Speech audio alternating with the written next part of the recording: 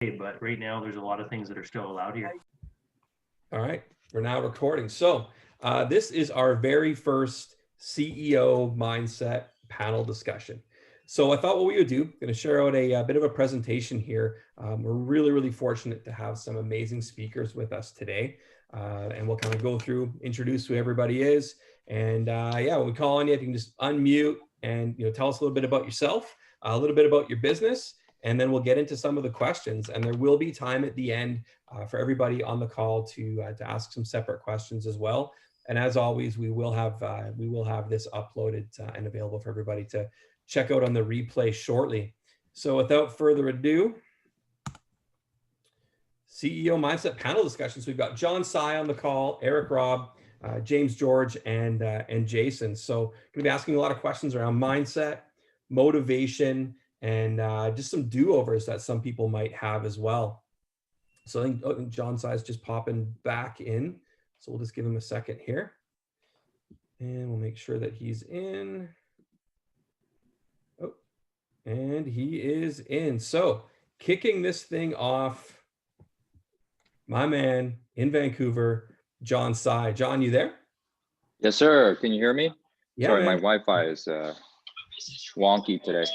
Yeah, we can hear you. We can see you. It looks like you're wearing the same thing as in your picture, man. I love it. Consistency. So John, tell us a bit about yourself. Yeah, thanks for having me today. So I've been selling real estate for about 15 years and been in Greater Vancouver all that time. I did 2 deals my first half year, and then just grinding my way through. So 10 years later, I did 149 deals. That was my highest production. It was myself and 2 assistants, and I was working 7 days a week. And since then, I've been looking to becoming more of a team leader instead of a rainmaker, and just kind of carrying the whole team. And that's why I'm here to consult the Sims coaching systems to have me transition to that. And yeah, so whatever I could provide in terms of value and contribution today, I'm here. Thank you. Awesome. Hey, thanks. John, you were a Mike Ferry coach for several years too, right? Mike Ferry trained Yes. coach. Yeah. You've got a lot of experience with that. You've hit some huge accomplishments in your career. So, you're on pace this year. You're doing over $1 million in GCI. Is that right? We should be hitting about 135 at the end of the year.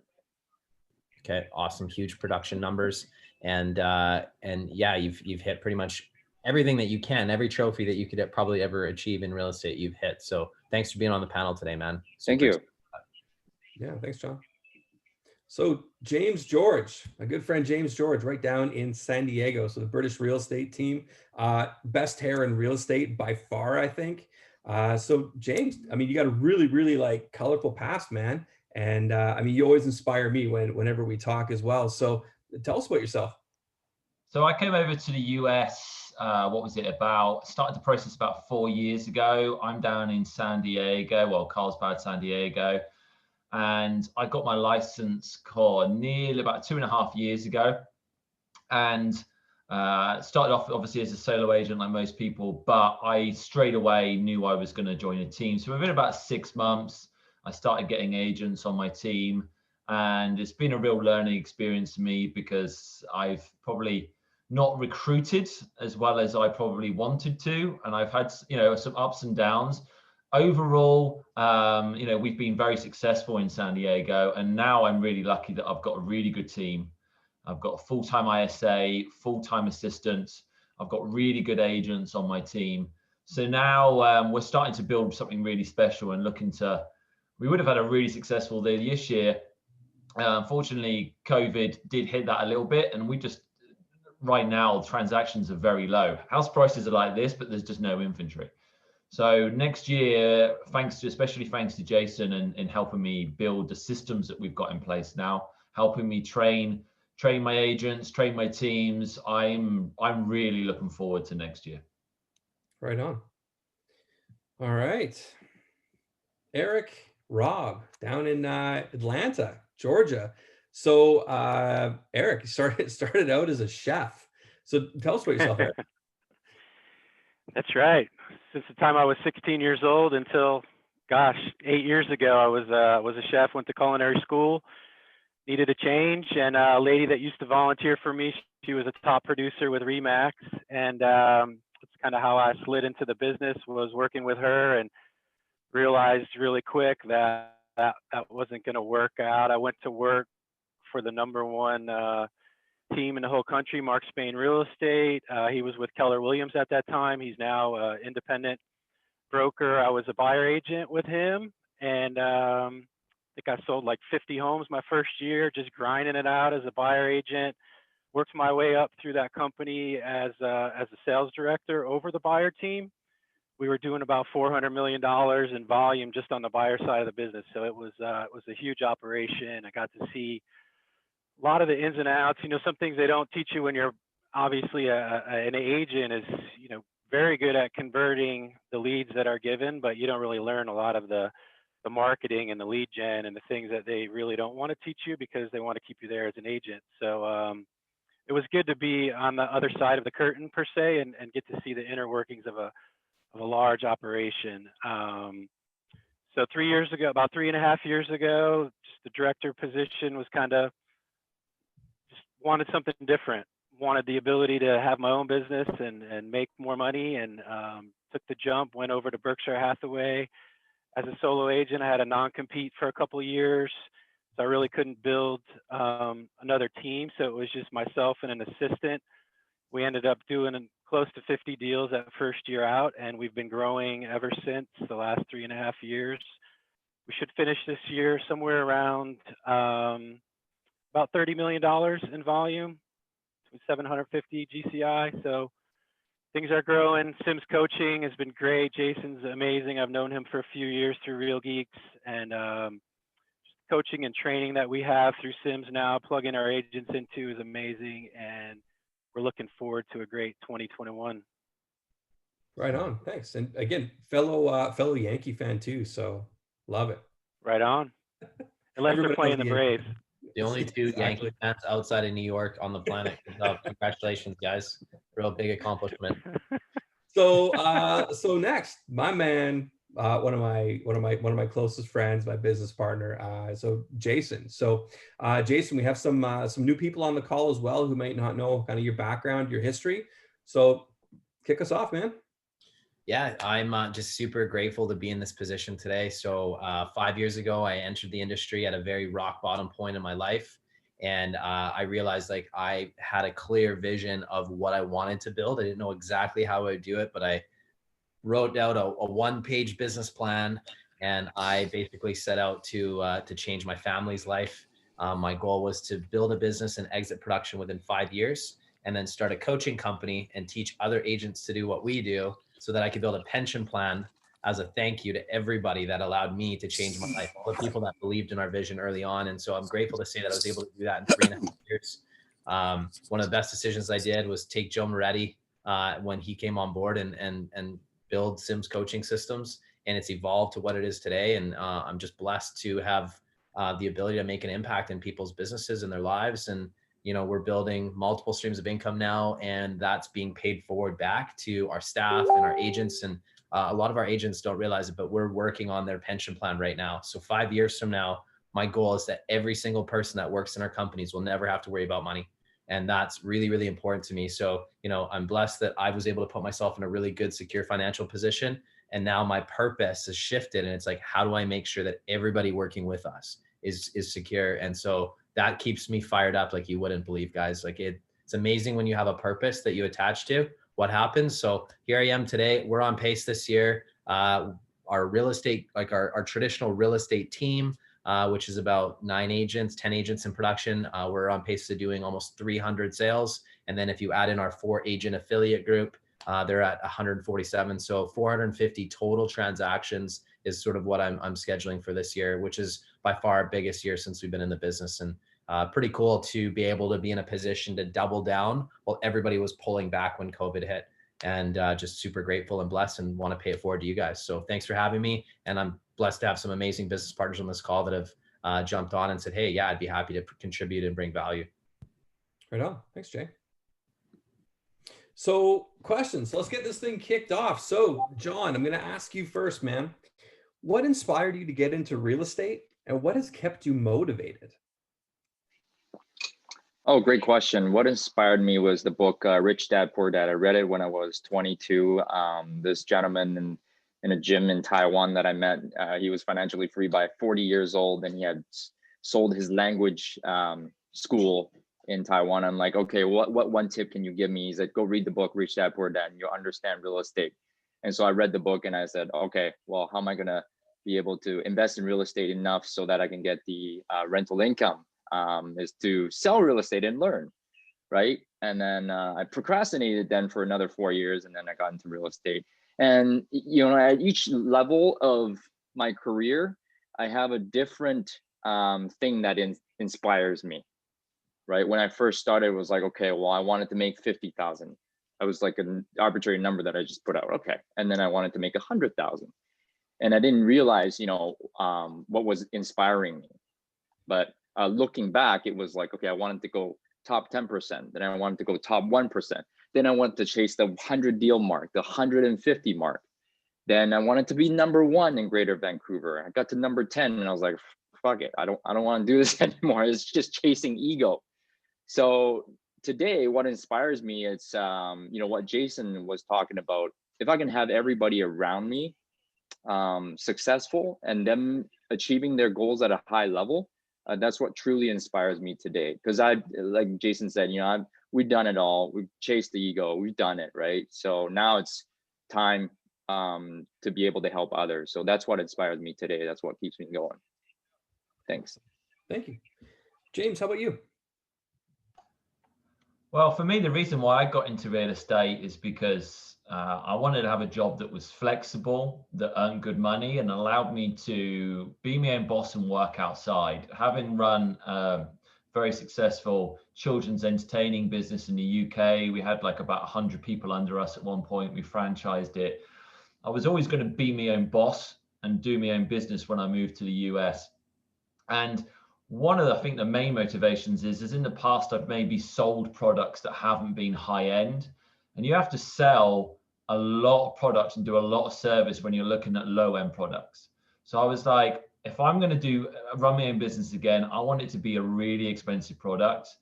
And so what's more expensive than real estate? And I'm fortunate to live in a pretty cool place where if you can sell a place on the ocean and your office be on the ocean, I thought that's a pretty cool thing to have. And then what keeps me motivated, first and foremost, financially, I've had some difficult times in my life financially. My dad went bankrupt when I was 12 years old. We had no money. There's been quite a lot of times in my life when I haven't been able to pay my rent. So one of the first things really is to make sure that my family are financially secure. And I think a lot of the time, people that are very successful in this industry, Jason talks about it. I know when Jason first started, it was, I'm in financial trouble. I need to get myself out of this. And that's a great, often, ideally we wouldn't be in that situation to start, but it is often where we all start. So that's where you start. And then you do go on a nice vacation, you want more. Now, very much like what John said, I'm at the point where I still need to keep myself financially secure, but I also really want everyone in my team around me to be financially secure as well. There are people in my team right now who, every deal does mean a lot to them. And I really want to get to the point where my team aren't having to worry about the next deal. If a deal falls through, I know I've been there, where you can't pay your rent. I really want everyone that I work with to be able to not ever have that stress ever again. Love it. Love it. So Eric, how about you? You ever see the show $1 Million Listing? Yeah. No, it's a joke.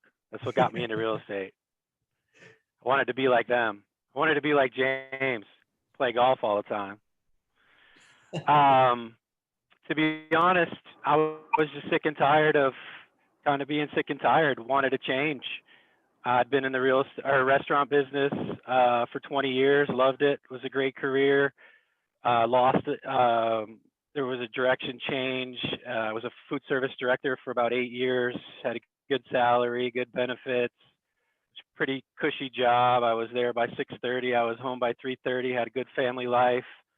But there was still something missing. And then I lost that position. I went to work for another restaurant and I was helping a general manager, and I was running a fast casual chain, and it was a grind, man. I needed something different, and I've always been entrepreneurial at heart.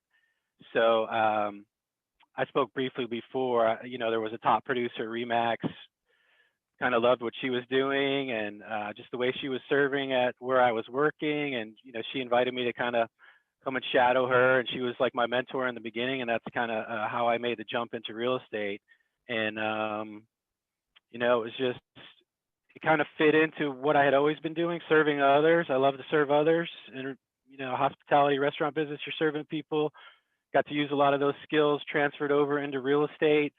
I'm a very competitive person. Like John was saying in the beginning, it was, when I was a buyer agent for a large team, it's like I wanted to be the number one buyer agent. Whatever I had to do, work 12-hour days, 7 days a week, to get those awards and those plaques. And never got a watch, but that's because they didn't give anything out like a watch. But then slowly, there had to be more than just being the number one agent and growing that way. And it's going back to being, your mindset and being a go-giver and serving others and turning that into your clients, and now building a team, serving my team members. And that motivates me every day, just like other people have spoke today. So it's what keeps me going. Nice. Thanks. Jay. Man, when I came into real estate, like I said, anybody that knows my story, I was at a rock bottom. I was pretty proud in my 20s. At 22, I was a bank manager. I did that for 7 years, was in the industry for 11 years, and unfortunately went through a divorce, which was a tough period in my life. And I went from having, built from nothing a 6-figure net worth, which I was pretty proud of. Wasn't handed to me. It was something that I'd earned. I had a cushy, very low 6-figure job, and a lot of my friends and family said, you've made it, you're a bank manager. And I felt completely, I felt like I was settling for me. And again, I'm not saying if you're a bank manager that you're settling. For me personally, I felt like I had a lot more to give, but because I was letting other people influence me, I think I settled and I had the golden handcuffs. And so it wasn't until I decided to shatter those handcuffs and really like go all in on myself that I got to see what I'm made of. And so I almost, in a sense, had to hit a rock bottom in my life financially and feel that and realize that a couple things. Number one, I didn't starve. Number two, I didn't lose my faculties. And number three, I could get myself out of it. I could make a choice and a decision and get myself out of it. So what got me in is I never, ever want to feel what it was like to be that broke. I'm glad that I felt it because it was a defining moment for me to like reshift things in my life. Glad that I felt it. But I now know what I don't want to feel again. So I started basically working on securing my family, put the 1-page business plan together, and just started kind of executing on a 5-year plan.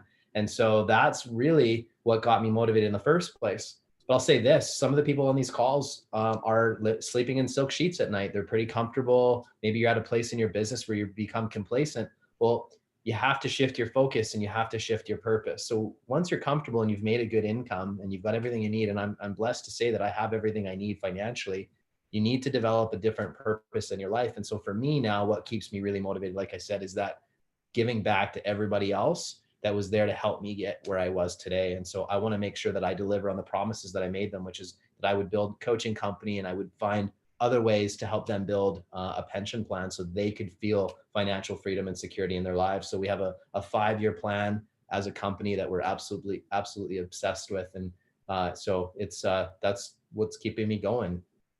Keeps the fuel burning. Yeah, so we talk about it a lot.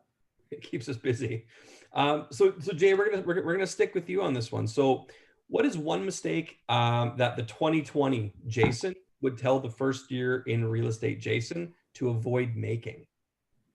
Number one, simple. Don't neglect yourself. There's a reason why when you're sitting on an airplane, they always say, in the event of an emergency, put your mask on first before assisting your little ones. Because if you don't look after yourself, how can you help be helpful to other people? Think about that, right? So for me, that's probably the one mistake is I've neglected myself. So I was so laser focused on building our businesses, building our coaching company, and figuring out how to make everybody financially stable and secure that I didn't take care of myself. So what I'd go back is I'd say, Jason, look after yourself. You're going to be a better leader. You're going to be able to enjoy your wealth longer. You're going to be able to make a bigger impact if you take care of Jason. So counterbalance is what I call it, making sure that I'm making time for myself, being more scheduled and regimented in my life. And, you know, it's still early in the journey, but I'm feeling like I've got momentum in the right direction that way. So that would be the number one thing. Don't neglect your personal health. Good advice. John, how about you? To invest in lead gen, first day in real estate and hire an assistant. I would tell myself that, because yeah, I've been cold calling, networking, just calling past clients for the past like 13, 14 years, grinding 50 contacts a day for like 5-6 years, right? And if I could have made my life a lot easier by not listening to Mike Ferry. Still grateful for Mike, but that's one thing that I would change. I'm complete. Thanks. All right. James, how about you? I echo what John says in regards to lead generation. It was a hustle that first year. I had no budget behind me at all. And one of the things that I really wish I'd done was do what Jason did. If you don't have a budget, go out and get a budget if you need to. Trust in yourself. Treat it like a business. I mean, I knew how to run a business. I treated it like a business. But really, every business I've ever started, I started with zero and then slowly built it from there. And I would highly advise people, very much like John said, is get a decent website, get a CRM. And Google pay-per-click, I think, is probably the best, you know, like for what you have to invest and what you can get back. I'd highly recommend doing Google pay-per-click, getting on the phone, and as soon as you can, getting an assistant. I highly recommend that. And just, I know so many agents who say, I work so hard, I work 24/7. And when I sit down with them and I ask them what they actually work on, they're circle prospecting. They're literally, I know people that are hustling, making hundreds of calls a day and getting no business from it. And if they were calling the right people, they'd be closing 100 deals. So I would just make sure that listen to the people that have been successful, that are doing really well, people like Jason, Eric, John, that are absolutely killing it, and just do what they do. It's actually really simple. Love it. It's funny you say that. Everything that we try and coach and teach is simple on purpose. And sometimes we get like the over analytical smart ass. It's just like, this is so simple. Like, yeah, that's the point. Because if it's simple, you'll actually do it. And it's the basics, it's the non-sexy stuff that works. Trust me, Eric, you can attest to this. James, John, we mastermind with literally some of the top performers all over North America. I mean, we have people in our circles that are netting $2 million a year in real estate, like insane producers. And I can tell you that they would all have the simple strategic things that we talk about. There's nothing that's rocket science that they coach and teach, right? There's different philosophies. You know, there's a lot of coaches out there that'll teach you a turn and burn operation, you know, where you just hire, and then just, you know, keep cycling through people. That's not how we coach, right? We coach to teach people to bring them in as business partners, invest in them, and really help them elevate their lives. But ultimately, when it comes to the fundamentals, it's the basics that work, you know, and it's why we coach to it and we preach to it a lot. So just thought I'd piggyback on what you said there, James. Yeah, thanks. Eric, how about you? Yeah, great stuff. I could probably add kind of mindset, thinking too small, not having a big enough pipeline. So I think a lot of new agents, you know, and myself included, will focus on the 3, 4, 5 potential clients that we're working with at any given time. And one of those deals falls apart and you're left with nothing for the month. So I think, you know, casting a wider net, you know, talking to a lot more people, working with 20 to 30 potential clients instead of 4 to 5, or depending on the size of your team and how you want to grow, you know, that's 80 to 100, and keeping agents accountable and that type of thing. But I think a lot of times we're just focused on the immediate instant gratification, and we're not thinking bigger and casting a wide enough net, and filling our pipelines. If that's something I could tell myself in the first year of real estate, I would have jumped on that. It kind of goes hand in hand with, the lead generation and keeping those machines running. So that's what I would say, cast a wider net. That's great. Great advice. So Eric, we're going to stick with you on this one. Again, highly successful team down there in Atlanta. So what motivated you to build a team, and where did you start? Good question. I did have the mindset that I wanted to build a team coming from a very successful team. I don't think I'm just talking about having a big why, but I don't know if I ever want to be as big as Mark Spain, maybe in some ways with residual income and helping others to be that big. But I kind of just fell into it with the amount of business and having a vision to create opportunities for myself and others. I think when you get to a point where you're doing, and this is different for everybody, 25, 30 transactions. And I had an assistant kind of right from a few months in on myself because I knew how important that was. But it's almost by default when you start lead generating and you don't want to slow that down because it's harder to ramp it back up, and you've got an excess of business that you need to then learn how to leverage that and learn how to build systems around that and have partners that can help you. So I think having a mission and a vision and your values are going to drive you in the beginning, and that's something that motivated me right from the beginning. We talked about serving others and having a big why and knowing why you want to get into real estate. And not everybody wants to build a team, and not everybody's meant to be a team. I struggle because I love producing. I love being an agent. I love being with clients. I love negotiating deals, and I'm kind of starting to transition away from that. And I miss it. I'm focusing more on listings now. And it's been a little bit of a struggle to find that. But in the beginning, I knew that I needed a team you have to have people around you, right? Nobody's an island. And in order to be successful in this business, I think if you're a solo agent, you still have to have people around you. You have to have somebody processing your deals, or you have to have, a good network, whether you're a solo agent or a team. So, that's kind of where I started. It was a little bit by default, but I went in knowing that I wanted to serve the masses and help a lot of people, and this is where we are today. So that's it. Yeah, thanks for sharing. Jason, what about you?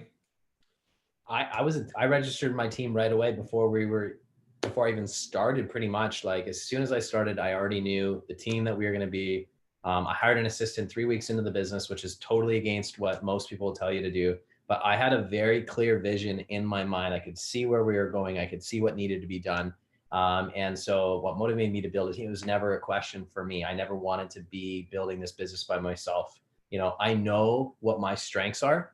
And I knew that in order to get where I needed to and to make the impact that I wanted to make, I needed to surround myself with people that were strong in the areas that I'm weak. So I'm a big fan of staying in your lane. And we talk about this a lot, Joe. But when you do the one thing that you're really good at, and then you find other people that are great in other areas, it's amazing how much faster you can scale. I think sometimes what we try to do is we focus on the pennies and we lose out on the dollars by trying to make people something they're not, or trying to dilute a role, like, trying to make an assistant also an ISA. For me, there's clear distinctions. Generally, if you're an assistant, you do that role because you love processes and administration.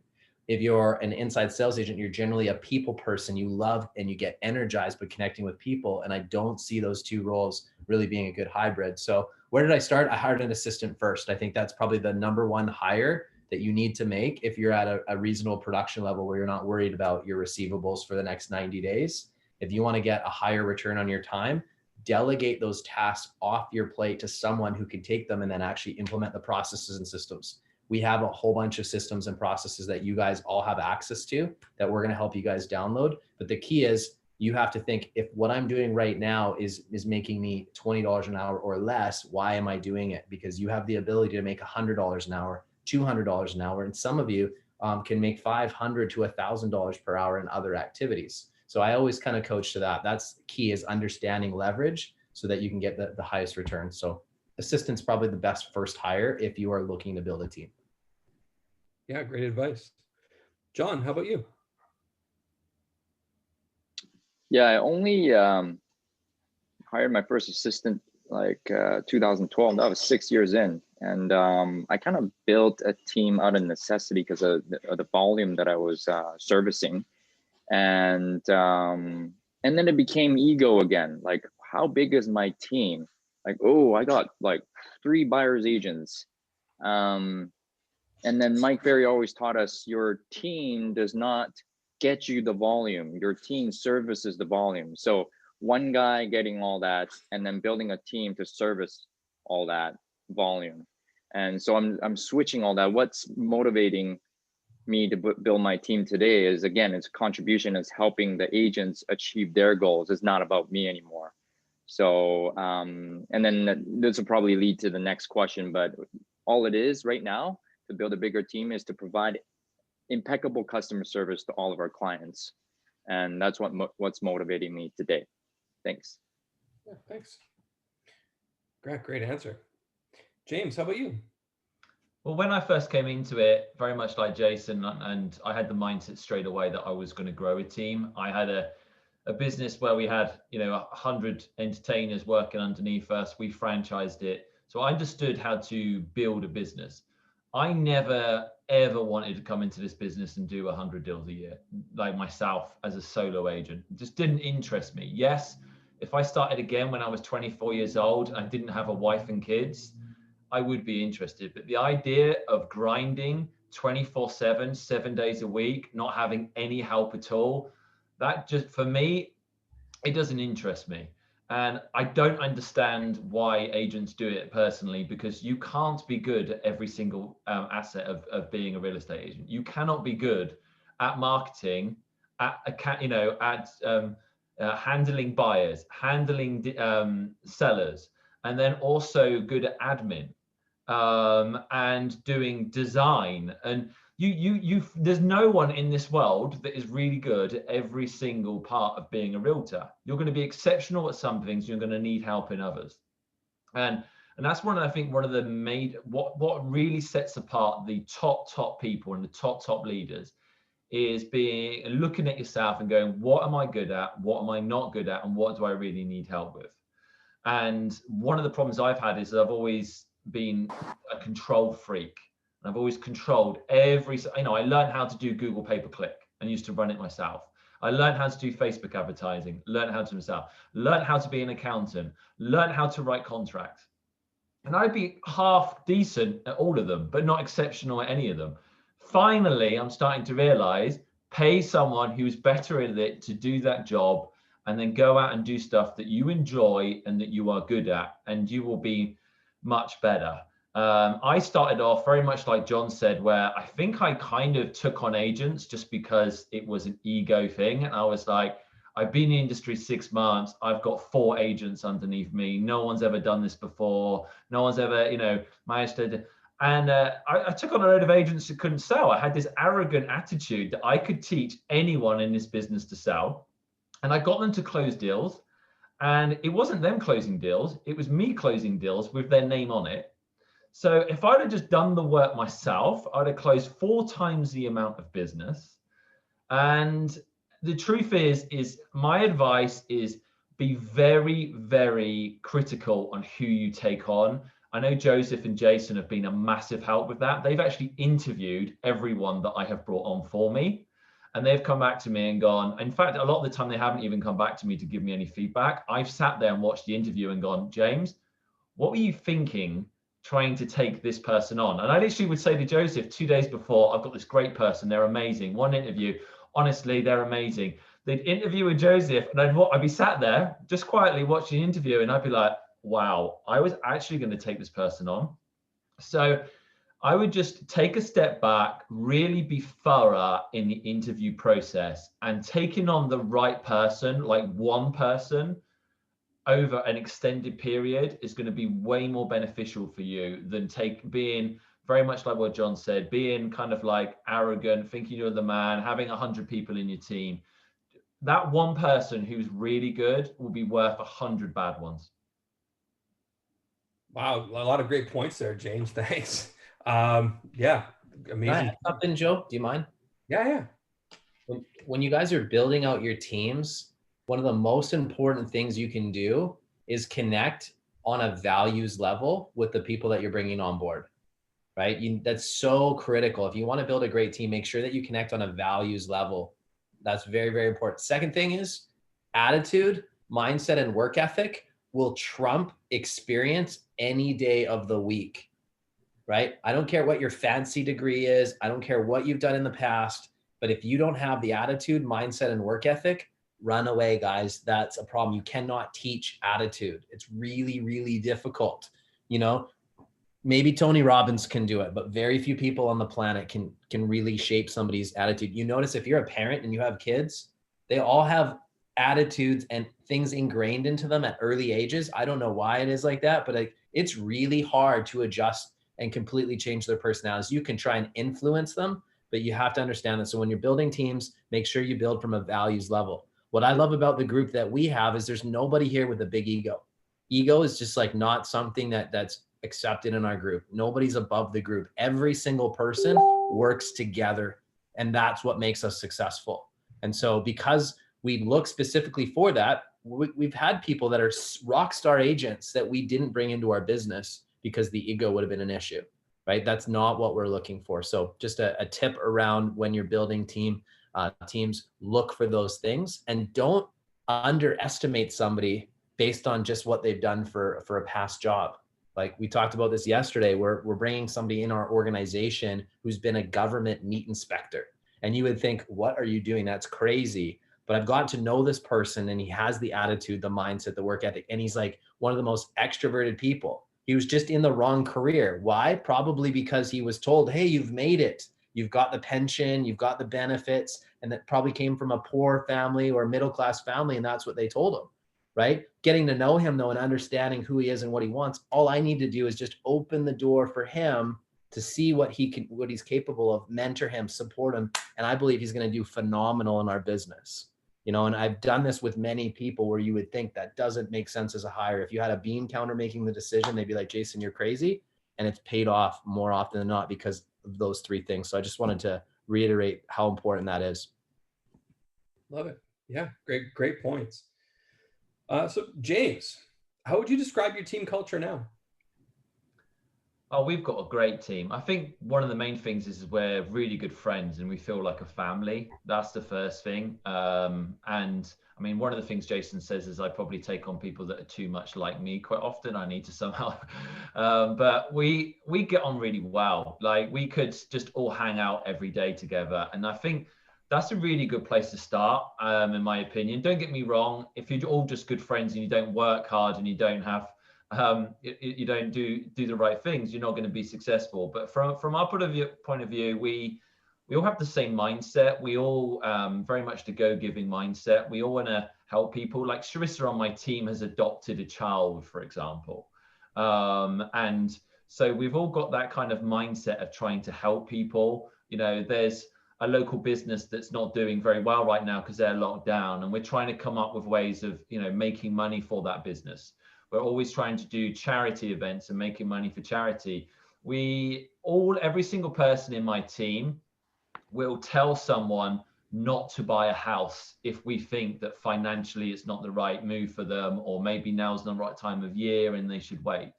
Not these types of people that just wants to get the next deal. So it's just a really friendly, go-giving mindset that we have got as our team culture. Yeah, love it. Love it. Eric, how about you?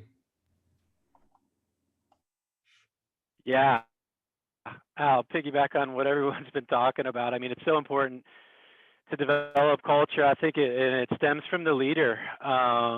You know, and after that, finding just great people that line up with your values and your vision and your beliefs, and that's a challenge. And I'm very thankful to you and Jason, like James has said. I mean, helped me make a couple key hires in my business, and you know, I think fun is a lot. Having fun. 2020 has been a challenge for us all, right? With COVID, we're not being able to meet physically, but we've picked up on some other things like Zoom that we haven't been using to its fullest extent. So we've actually been meeting more now through Zoom than we did in the past, with an 8:30 morning huddle every morning. So we get to communicate our wins and share our struggles and have a brief, you know, coaching moment during that time. We're script practicing together more. And of course, with the accountability groups and Facebook and the Sims coaching has been amazing. So it's really just boils down to that and communication and working towards a common goal, and, you know, interviewing people right off the bat. If they don't share your vision and your values and the goal of what you want to accomplish on your team, then they're not the right fit. And like James said, I mean, we've actually done the exercise. The cost of a bad hire is like staggering when you put a dollar amount onto it. And once you bring them on, it's a little harder to let them go, right? So kind of nipping it in the bud from the beginning is a lot easier, and it's going to save you a lot of money than bringing on the wrong person. So thanks. Yeah, definitely. Jason, how about you? You know, my philosophies on team culture, Joe, you've heard it a lot, but you know, everybody is my business partner. I will never introduce them to anybody that I know and not call them my business partner. And I truly feel that way, because at the end of the day, though, that business, these businesses that we're running, it's not me doing it. It's all of us collectively. Everybody plays a very key role in the operation. So number one, that's key. Number two is accountability, you know, really trying to instill a culture where we point the finger at ourselves. So always seeking what we can do differently, because when you point at other people, you can't fix that. If you're just like, oh, well, that's the market, or that person's just crazy. Well, that doesn't put us in a position where we're empowered. But if you always point the finger at yourself, you can always take one thing and change it. And then the other thing is just the way our compensation models are built into our company. Everybody gets to benefit in the success of the company. And I think that's huge, you know, developing culture where people have a say. And I'd rather have a culture where people can skin their knees, try things and learn from it, versus, you know, get criticized and crucifixed if they make a mistake. Because what happens is when you do that, you start losing the innovation. And what I always want to foster is innovation and creativity within our businesses. And being a big visionary and a big picture thinker, it's pretty cool to watch the people that have been along for the journey who aren't naturally that way. Their disc profiles are changing and they're really starting to be bigger picture thinkers. And it's really cool to see kind of the evolution of the people that we work with. And who you hang out with matters, guys. Surround yourself with people that have good core values like yours and good purpose. And it's unbelievable what can change in your life. Literally, it's probably most game-changing thing I could ever do is investing in good people. Yeah, love it. John, how about you, man? I wrote down here the John Side Group core values. You can see that integrity, fun, complete work, excellent customer experience, results, commitment, innovation, progressive, honesty, efficiency, solution-driven, whatever it takes. And it comes back to what I said before, which, you know, I like to run my life this way, is 3 words: impeccable customer service to the clients that we are serving, to the agents that are on the team, to people that we come across. It's about impeccable customer service and contribution. And I would describe that as my culture right now. Thank you. Wow, great answer. It's pretty thorough, man. Love it. So, John, maybe we can stick with you for a minute here. So, what's one skill that you feel you need to refine going forward into next year? I think for myself, it's coming from an abundance mindset, especially investing in my business and letting go. That's a skill that I have to refine for sure. And, you know, trusting in people, letting go and investing in lead generation so that then I'm not grinding anymore, and I can support my team even more. That's what I'll be working on. Right on. James, how about you? Do you know, one of the things I'm going to put a lot of time and effort into is time management. And I keep trying it, and I'm going to keep trying it again. And that's really sticking to time management and time blocking. And I'm reading more and more books on it all the time, and trying to get the most amount of things out of a small amount of time. I think sometimes I spend too much on things which aren't profitable.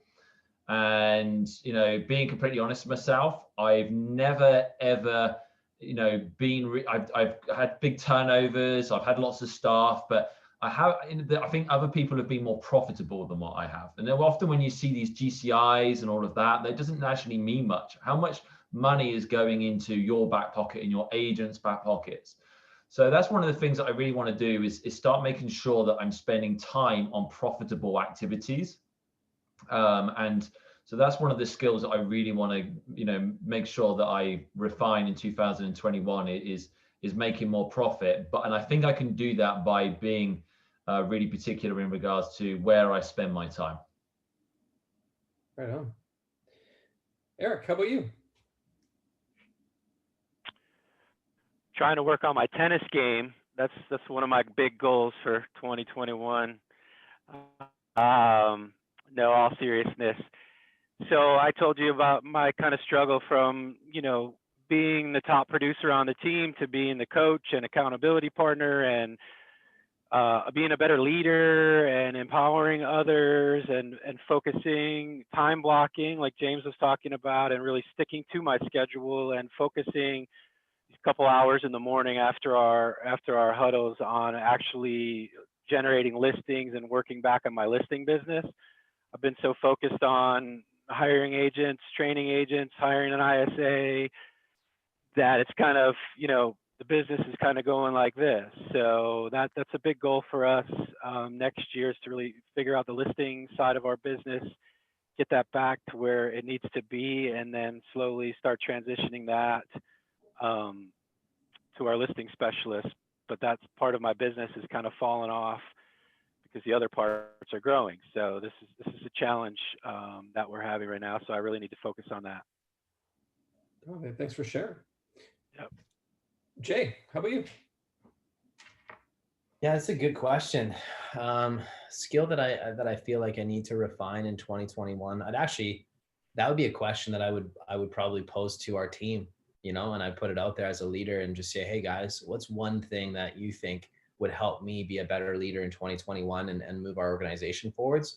Because I may think that I need to do something, but sometimes a good thing is to go to your circle or your business partners or your staff, whatever you call them, and then get them to tell you. And it can be humbling, but it's also a gift, is the way I look at it. So I'd probably open that up to our group and say, hey guys, what can I do better? And I'd probably go to people like yourself, Joe, and people that I trust, that you would tell me exactly what I could do better. But I think one of the areas that I need to stay more cognizant of is accountability, like making sure that I hold everybody accountable, but do it in a caring way so they understand, like really, because I'm such a visionary, I'm always 10 steps ahead of everybody, right? Making sure that I clearly articulate what it takes and why we're doing the accountability piece, and making sure they understand it's coming from a place of love too. So that's probably one thing I can work on, but I'll definitely actually take that question and probably ask some of my close business partners and just say, hey, give me the honest feedback. What can I do? What's one thing you give me as a gift?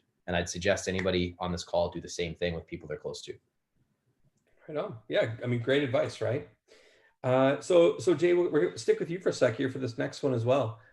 What advice would you give those looking to enter into the real estate industry?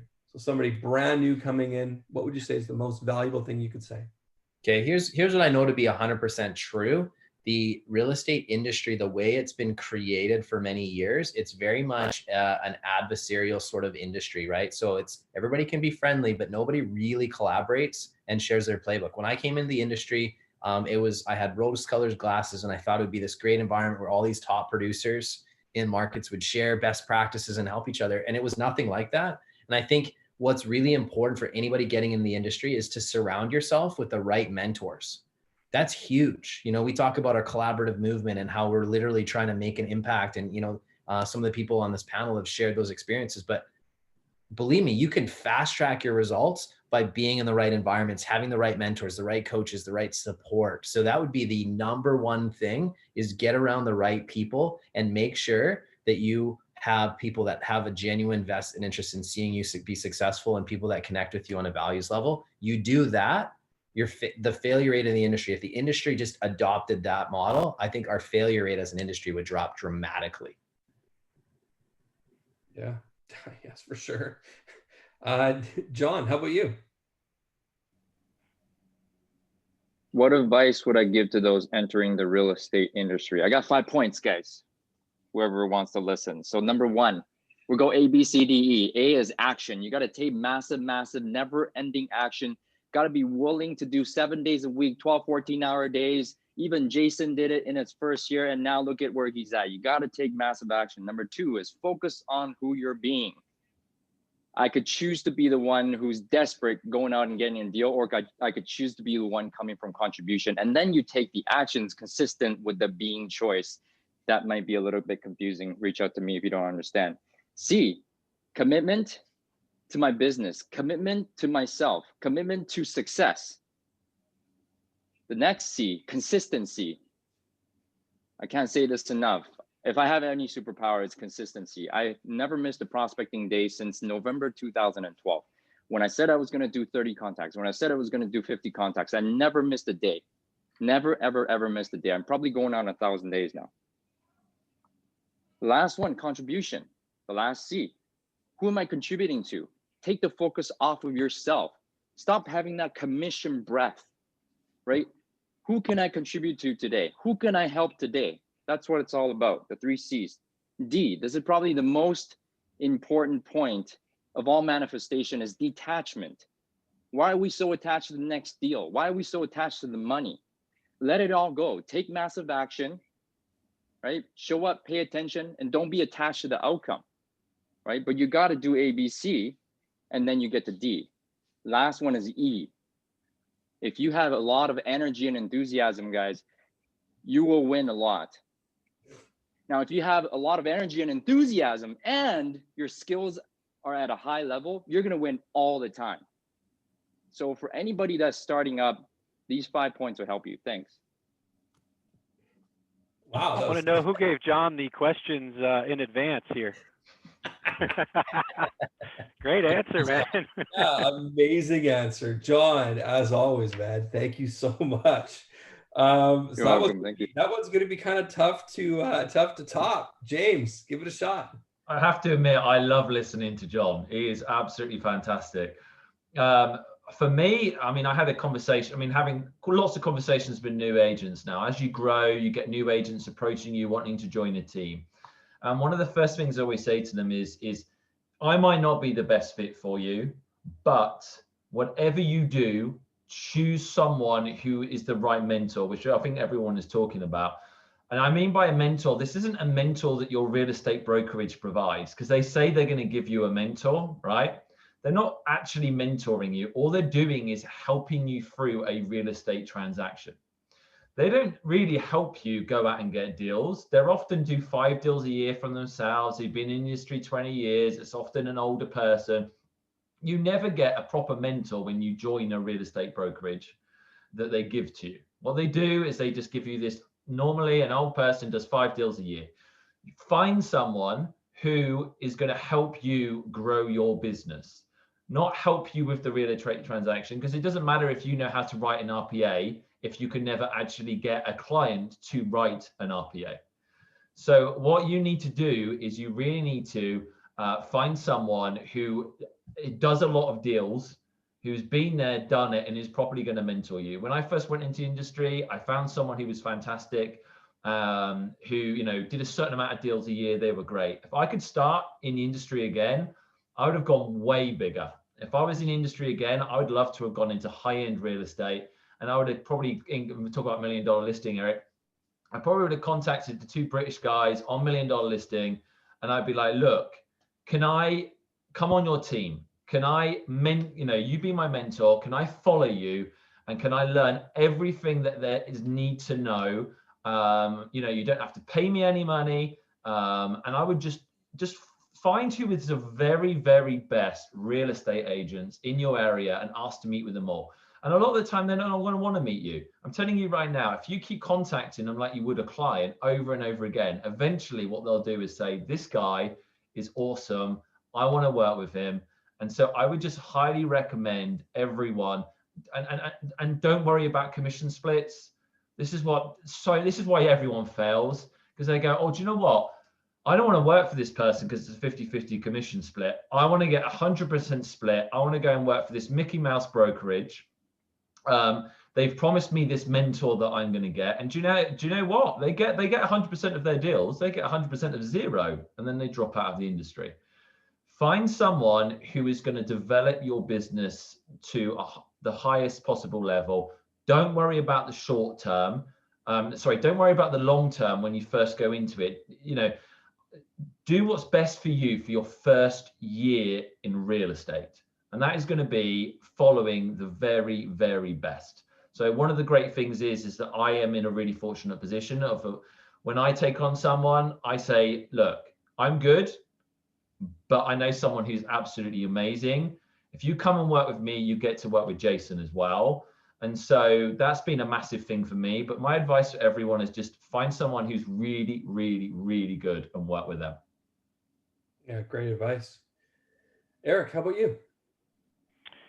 Yeah, without a doubt, I'll go one step further than a mentor. I mean, I come from a team. I would tell every new agent to join a team. If it's not specifically, a team where there's a team leader, then we also have the opportunity to have expansion partners with our current brokerage, which would be like a mentorship. I mean, teams have the systems dialed in. They have the leverage. They've been there, done that. It's plug and play. If you're a right fit, you just need to find the right team to plug into. I see so many single agents just struggling. At my last office, I'd go into the office. Of course, you've got 2 or 3 people that are actually in their office making phone calls, doing the work. And then it seems like you've got, another 5 agents that are just kind of aimlessly walking around, and if they can get some of your time, we're going to be a little bit helpful, but the top producing agents are there to produce, and they're doing their thing. So, nowadays, if you're a new agent, that's my number one piece of advice, is to get on a team. You're going to get so many at bats, and if that's not the route you want to go, after you get some experience, you're going to be so much better off to go out on your own, do what you want to do, go build your own team. And I would say spend a lot of time just immersing yourself, being a local expert in your market, getting to know your market, doing a lot of training, learning contracts, getting all that stuff. Like, don't have money saved up. Don't jump into this business, because you want to make $150,000 in your first 6 months. It's not gonna happen to most agents. So have a little bit of savings, learn what you're, go through training, do all that stuff. And the number one thing that helped me my first year on my own was my Sphere and my database, really getting that dialed in, have like an actual spreadsheet, first name, all the people that name, email, phone number, mailing address, and you actually have to start picking up the phone, calling these people, letting them know that you're in the business. That helped kind of catapult my business the first year to still be one of the great pillars of our business today, is working with our database and our Sphere, and being able to market to them and continue to grow that. So a lot of great advice. Thanks, Eric. So I know we've kind of run over in time a little bit. Hopefully maybe we can allot another sort of 10 minutes here. One last thing I want to ask, and then we can kind of open it up if anybody has questions for our panel. So really quickly, Eric, we'll start with you. What are the top 3 things that you're most grateful for in life right now? Oh man, it's been a challenging year. Number one is health. Grateful for my health, my family's health, people around me, my team, family. I've seen people struggling this year and COVID, and it's just really grateful for that. I'm grateful for my family, my friends, my business partners, our vendors, And I'm grateful for the year ahead and keeping a positive attitude and just looking forward to a great 2021. Thanks for having me today. Oh yeah, our pleasure for sure. Jason, how about you? Oh, you're on mute.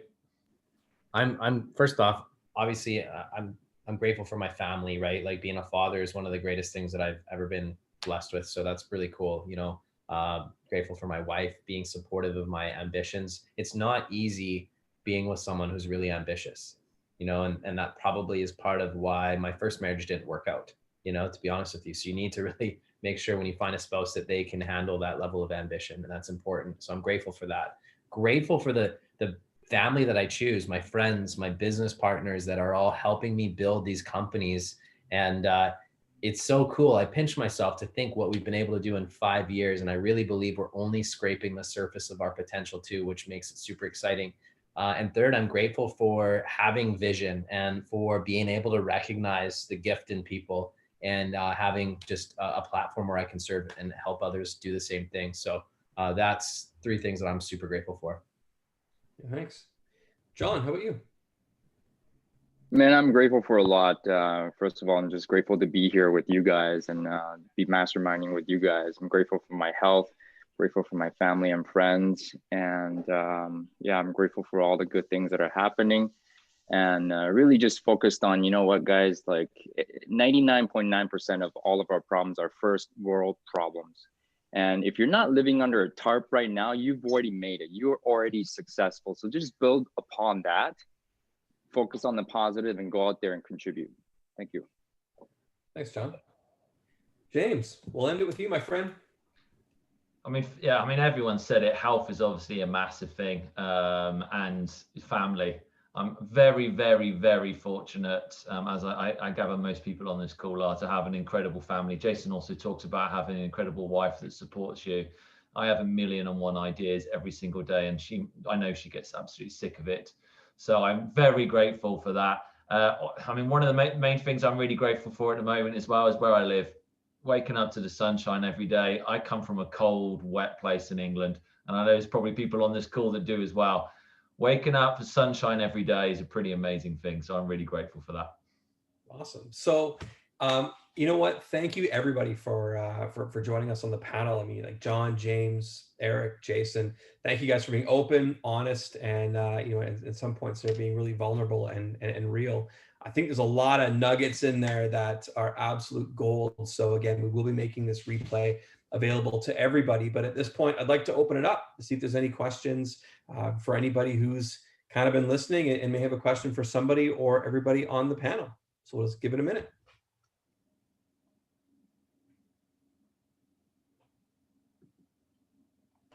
Yeah, I just want to thank everybody here. This is amazing stuff. So I really appreciate all you guys and sharing everything. Thank you. Thanks, Andrew. Look forward to having you on one of these in the future too, my friend. You've built a good business for yourself. So thanks, pal. Hey guys, I just started with Jason. This is my first call, my first CEO mindset call. It's been phenomenal. I just want to thank everyone for their openness and honesty and just sharing with everybody. It was just some great material. So thank you. Thanks, Mike. Good to work with you, my friend. I love that yesterday was your first challenge and little nudge, but you came through, man. So I'm looking forward to today building on that momentum. Thanks, buddy. And there's another guy that'll be on one of these panels. This guy's been a very big success in his market. And with his potential and what we're going to do over the next 12 months, Mike, I really believe this, man. I think you're going to build something really great, And the truth is, guys, a lot of success is it's a mindset thing. It starts there. Like, I think a lot of times we put limiting beliefs on ourselves, and it comes from maybe childhood, family, allowing other people to influence us too much. Don't ever allow yourself not to think possibilities and big. Like, it's the greatest thing, because when you start thinking about possibilities, now all of a sudden things are possible. The truth is like, if you think you can or you think you can't, you're right. And so the reason why you may not be in the position that I'm in today is literally could be as simple as the fact that you're just haven't allowed yourself to think that big.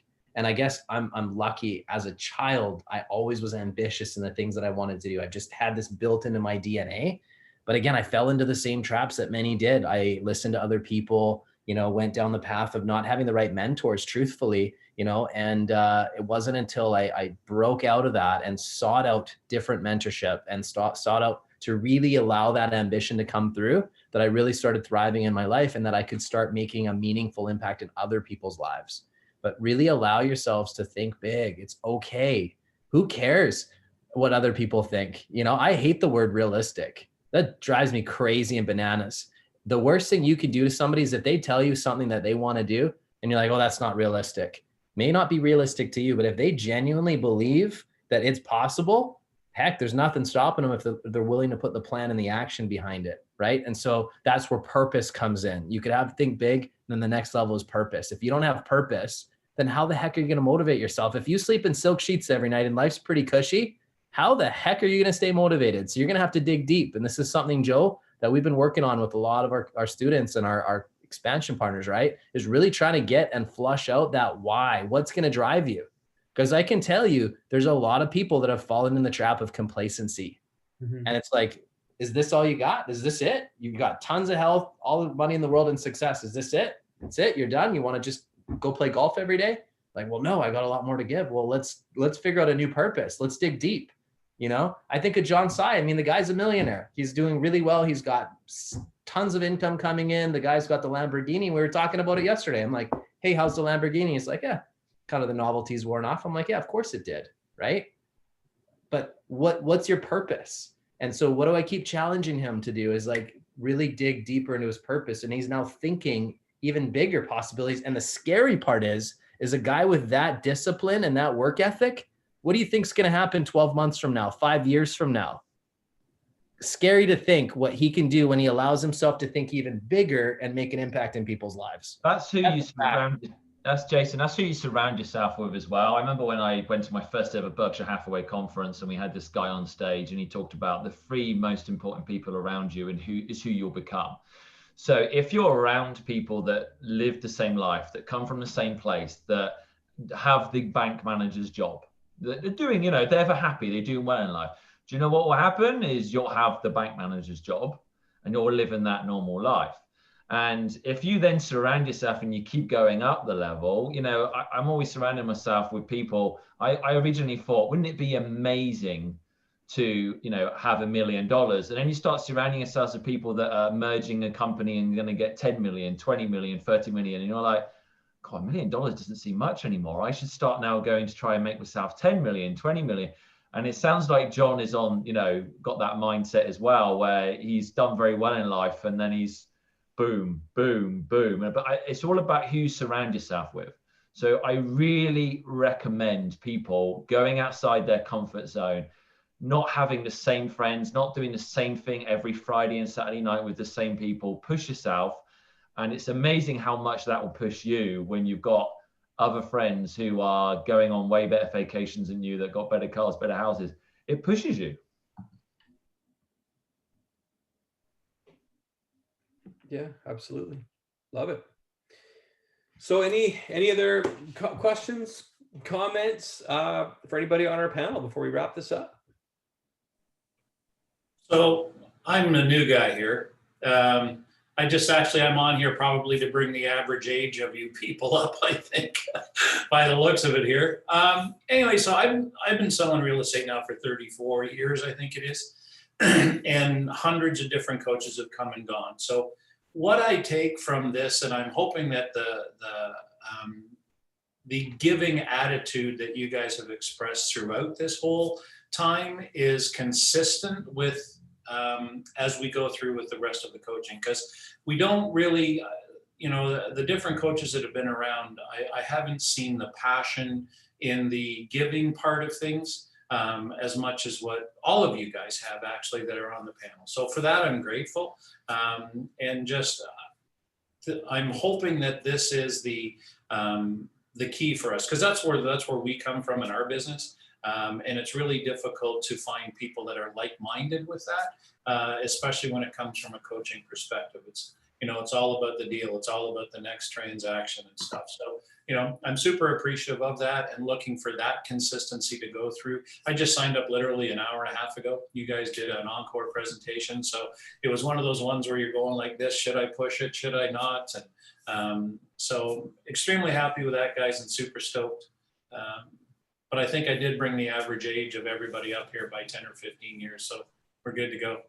Hey, it's an honor to have you on the call. And all I can say, and I'll open it up to anybody that wants to say that, if you've worked with me or our group for any length of time, what's the one thing that you guys would be able to say that I talk about over and over, and that like literally we not only talk about, but try to demonstrate in who we are and how we do things? And I'll just open it up to people to kind of give their thoughts. Well, the one thing I'd like to say is, we've built the company around a book, The Go-Giver. And Jay, how often do we talk about this book? The Laws of Stratospheric Success. That we talk about this, we live this book. Our business is built on this book. So, if there's anything that I can get, any advice that I can give anybody on this call is, if you have not read The Go-Giver by Bob Burg, get that book. It will change your life, change mine, change Jason's. And, we live these philosophies. That's what all of our pillars revolve around, that book, essentially. It's a simple concept. Think of this, okay? If you're trying to solve a problem and you're thinking about your client experience, you're like, just always remember this, how can I provide the client more value than I'll ever receive in payment? If you're building out a team, how do I create an environment where I will provide more value than I'll ever receive in splits? If you always have that mindset, how can you make bad decisions, right? If you're always just looking to squeeze every last bit of juice out of every single person in your life, well, guess what? You're going to push them away and you're not going to build culture. You're not going to build abundance. But when you're actually providing more value than you'll ever receive in payment in your life, and your actions demonstrate that, you make great decisions and good things happen. And, we're just so big on value. Like, we never sit and be like, okay, we've made it, ever. We're always like, how can we be better? How can we improve? Our coaching company today is 100 times better than it was last year. And I'm hopeful a year from now, it's going to be 100 times better again, because we're constantly making adjustments to be better. The masterminding that we do is incredible. Just the talent, just on this call. I could have had almost every single person in the audience on this call today on the panel, because they're all successful in many different aspects of their businesses and life. So who you surround yourself with does matter. And we're bringing on more and more great people that are all about this collaborative movement. And the best part is we're all doing better because we're working together versus seeing each other as adversaries. And I'll give you one last thing before we end this here today. If you ever have a challenge or a problem, stop trying to just figure it out yourself. Tap into your mastermind. I had Joe have this the other day. We've had this thing for like a year. We're like, hey, let's get a new payment processing that's a little bit easier, right? And for a year, okay, yeah. I'm like, Joe, just reach out to somebody in our mastermind, because we've added some brilliant people. One of them was on this call. Eric Preston. I'm like, just talk to one of these guys, because I guarantee you they know the solution. Makes the call. Yeah, boom, we got the solution. It'll be done by the end of the week. Simple as that. Just rely on your mastermind. Too many times we try to keep things, right? Or we're just like, oh, I'll just figure it out myself and waste a lot of time. Just make some calls, lean on us. We're all here to support each other. There's people in here that you haven't met yet. Reach out to them and start building some networks and connections. So masterminding, if you read any book, if you've read the book by Napoleon Hill, Think and Grow Rich, he talks about the mastermind. Steve Jobs didn't have a clue how to build a computer, no clue how to build an iPod or anything like that, but he had the vision and he could assemble the right people that could make those things happen. So all he needed was the power of a mastermind. Henry Ford did not know how to build a vehicle, but he knew how to assemble the right teams and get it built. So again, simple concepts, but they actually are very effective and true. I have to run, Joe. I'm so blessed and honored to have you guys here. Thank you. I hope you guys got one or two things that you can take away today, and certainly look forward to bringing more value to you guys in the future.